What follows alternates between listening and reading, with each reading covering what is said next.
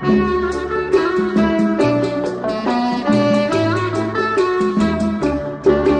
រីស្រងសំរងគ្មានទឹមចិត្តបងសង្ឃឹម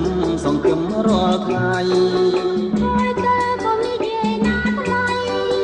ហើយតើក៏និយាយណាថ្លៃចង់គ្មានបែបដីនឹងថ្លៃសងទេចង់គ្មានបែបដីនឹងថ្លៃសងទេខ្ញុំមានណាត់ខ្ញុំមានគូហើយប្រកបស្រស់ឆ្លើយនាំឲ្យខ្មាស់គេ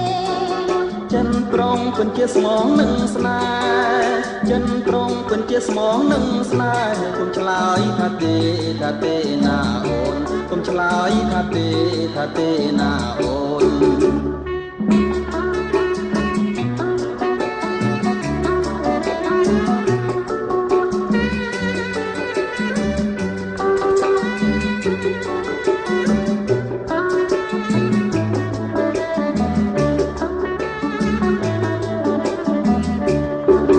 ស្រីស្រងសំរងគ្មានទឹមចិត្តបងសង្ឃឹមរាល់ថ្ងៃ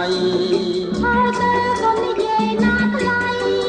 ហើយតើក៏និយាយណាថ្លៃចង់គ្មានបែបដីនឹងថ្លៃសងទេ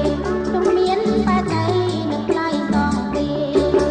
ខ្ញុំមានណាត់ខ្ញុំមានគូហើយប្រកបស្រស់ឆ្លើយនាំឲ្យខ្មាស់គេ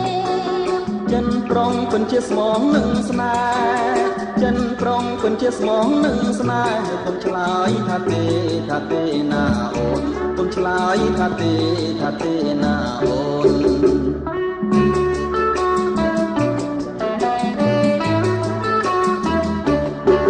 ស្រីស្រងសំរងគ្មានទឹមចិត្តបងសង្ឃឹម